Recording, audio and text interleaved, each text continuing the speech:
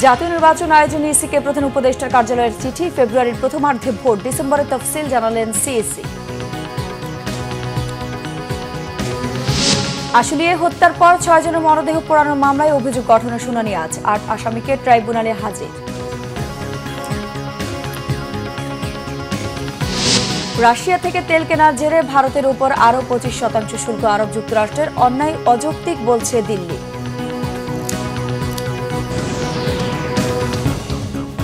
দেখছিলাম crown cement সংবাদ শিরোনাম, এবার বিস্তারিত। 2026 সালের ফেব্রুয়ারি মাসে রোজা শুরুর আগে জাতীয় সংসদ নির্বাচন আয়োজনের জন্য সকল প্রস্তুতি সম্পন্ন করতে নির্বাচন কমিশনকে চিঠি দিয়েছে প্রধান উপদেষ্টার কার্যালয়। এর মাধ্যমে নির্বাচন আয়োজনের জন্য সরকারের পক্ষ থেকে নির্বাচন কমিশনকে অনুরোধের আনুষ্ঠানিকতা সম্পন্ন হলো।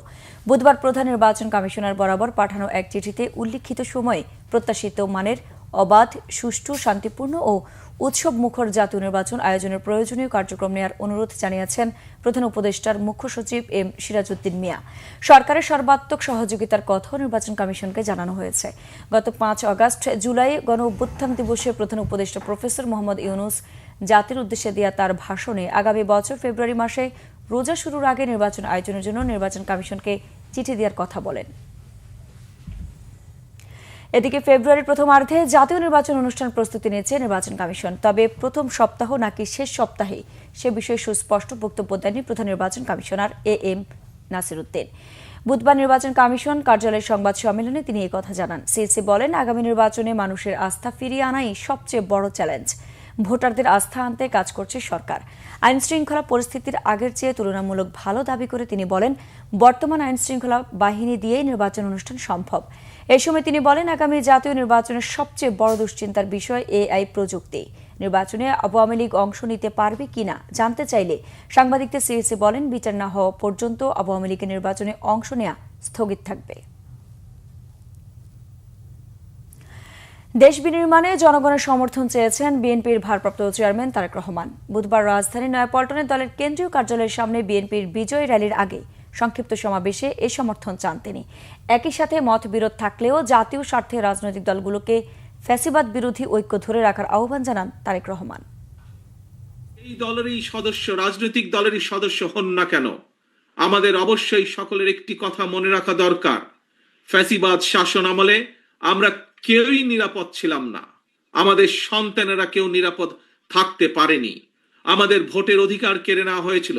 আমাদের সকল গণতান্ত্রিক রাজনৈতিক অধিকার কেড়ে নিয়ে গণতান্ত্রিক জনগণের জন্য সমগ্র সারা বাংলাদেশটাকেই বর্বর বন্দিখানা, আয়নাঘর বানিয়ে ফেলা হয়েছিল।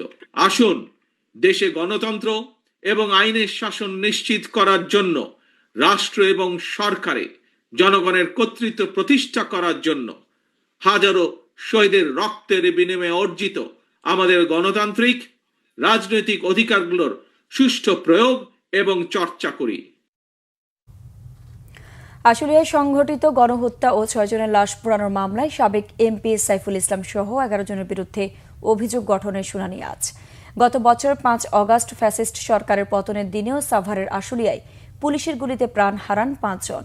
এছাড়াও একজন গুরুতর আহত হন। পরে এই 5 জনের লাশ এবং আহত একজনকে পুলিশ ভ্যানে তুলে পেট্রোল ঢেলে আগুন দিয়ে পুড়িয়ে ফেলা হয়। এ মামলায় 8 আসামিকে ট্রাইব্যুনালে হাজির করা হয়েছে। মোট আসামি 11 জন।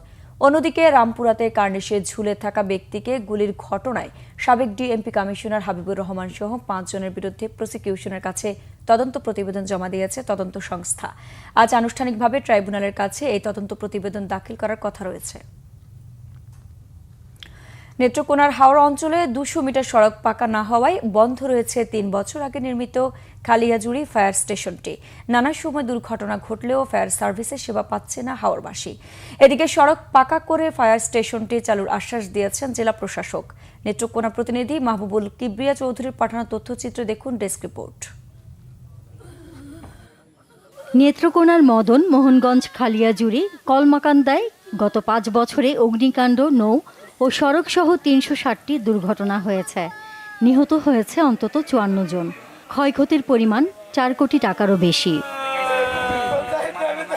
এ অবস্থায় খালিয়াজুড়ি সদরে 3 বছর আগে 3 কোটি 52 লাখ টাকা ব্যয়ে নির্মাণ করা হয় হাওড়াঞ্চল উপযোগী ফায়ার স্টেশন। কিন্তু মাত্র 200 মিটার রাস্তা পাকা না হওয়ায় অবহেলা ও অযত্নে পড়ে আছে ফায়ার স্টেশনটি। বিভিন্ন জায়গায় অগ্নিসংযোগ ঘটলে বা নৌকাডুবি হলে আমরা জনগণ খুব অসহায় পড়ে যাই। এই ফায়ার সার্ভিস স্টেশনের লোকজন দিয়ে কোনো কাজ হচ্ছে না। ফায়ার সার্ভিস কেন্দ্র নির্মাণ হওয়ার পরেও এখানে জনবল এবং এর সেবা না থাকার ফলে আমরা এর সুফল পাচ্ছি না। দেখার মতো একটা লোক নাই, একটা পিয়ন নাই, নাইট গার্ড নাই, সার্ভিস তো প্রশ্ন। কার্যক্রম না থাকায় স্টেশনটি পরিণত হয়েছে মাদকসেবীদের আড্ডা ও অসামাজিক কার্যকলাপের আখড়ায়, এমন অভিযোগ অনেকের। খালিয়াজুড়ির মানুষ অনেক ভোগান্তিতে আছে। খালিয়াজুড়ি হঠাৎ একটা আগুন লাগলে পরে নিবানোর কোনো মানুষ খুঁজে পাওয়া যাচ্ছে না। আমরা দেখি যে নেশাখোররা এনে বৈশা আড্ডা দিতেছে, এমনকি এটার পরিবেশটা এত নোংরা যে এটা আমি মুখে না বললে নাই। এই পায়খানা করতেছে, প্রস্রাব করতেছে, বাজে গন্ধ। এটা একটা সরকারি অফিস আদালতে এরকম ব্যবস্থা থাকতে পারে না, এটা হয় না। এদিকে হাওড় উপযোগী সেবা দিতে সব ধরনের সরঞ্জাম সহ স্টেশনটি প্রস্তুত বলে জানিয়েছেন দমকল কর্মকর্তারা। এখানে স্টেশন থেকে মেন রুট পর্যন্ত যে লিঙ্ক রুটটা, মানে এই রুটটা না থাকার জন্য আমরা স্টেশনটা চালু করতে পারতেছি না। সমস্যা সমাধানের আশ্বাস দিয়েছেন জেলা প্রশাসক। এটি করেছে হলো গণপূর্ত, হ্যাঁ, তারা কিন্তু বলেই দিয়েছে যে এই পরবর্তীতে আবার এটি একটি প্রকল্প ধরে এটি পাকা রাস্তা নির্মাণ করে দেবে। সর্বশেষ ওখানে যাওয়ার মতো করে যে রাস্তা, কাঁচা রাস্তাটা কিন্তু আমরা নির্মাণ করে দিয়েছি। আমরা ওনাদের সাথে কথা বলেছি, ওনারা রিসিভ করবে, অচিরেই তারা গ্রহণ করবে, দায়িত্বভার গ্রহণ করে কার্যক্রম শুরু করবে। 408 বর্গ কিলোমিটার হাওড়া অঞ্চলে 7 লাখেরও বেশি মানুষের বসবাস। বিশাল জনগোষ্ঠীর নিরাপত্তায় স্টেশনটি দ্রুত চালুর দাবি হাওড়বাসীর। Bangla Vision news desk. আন্তর্জাতিক প্রসঙ্গ। রাশিয়া থেকে জ্বালানি তেল ও অস্ত্র কেনার জেরে যুক্তরাষ্ট্রের অতিরিক্ত 25% শুল্ক আরোপকে অন্যায়, অন্যায্য ও অযৌক্তিক হিসেবে দেখছে ভারত। জাতীয় স্বার্থ রক্ষায় প্রয়োজনীয় সব ধরনের পদক্ষেপ ভারত নেবে বলে ঘোষণা দিয়েছে নয়াদিল্লি। এর মধ্যেই রাশিয়া থেকে আমদানি নিয়ে অবস্থান পরিষ্কার করা হয়েছে জানিয়ে পররাষ্ট্র মন্ত্রণালয়ের মুখপাত্র রণধীর জয়সওয়াল বলেন, ভারতের 140 কোটি মানুষের জ্বালানির নিরাপত্তা নিশ্চিত করার উদ্দেশ্যে নিয়েই এই বাণিজ্য চুক্তি করা হয়েছে। অন্যান্য দেশ একই রকম পদক্ষেপ নেওয়া সত্ত্বেও কেবল ভারতের উপর অতিরিক্ত শুল্ক আরোপ দুর্ভাগ্যজনক বলেও মন্তব্য করেন তিনি। বুধবার মার্কিন প্রেসিডেন্ট ডোনাল্ড ট্রাম্প রাশিয়ার তেল কেনার ভারতের উপর অতিরিক্ত 25% শুল্ক আরোপ করে একটি নির্বাহী আদেশে স্বাক্ষর করেন। এ নিয়ে ভারতীয় পণ্যের উপর যুক্তরাষ্ট্রের মোট শুল্কের পরিমাণ বেড়ে 50% দাঁড়িয়েছে। ট্রাম্পের আরোপিত এই নতুন শুল্ক আগামী 3 সপ্তাহের মধ্যে কার্যকর হবে। আজ থেকে কার্যকর হওয়া 25% শুল্কের সঙ্গে অতিরিক্ত এই শুল্ক পরবর্তীতে যোগ হবে। দর্শকের ছিল এখনকার মতো। পরের সংবাদ সকাল 11টায়। এছাড়া বাংলা ভিশন সংবাদ ও সংবাদ সংশ্লিষ্ট অনুষ্ঠান দেখতে ভিজিট করুন www.bvnews24.com ও facebook.com/banglavisionnews এবং সাবস্ক্রাইব করুন youtube.com/banglavisionnews। ধন্যবাদ।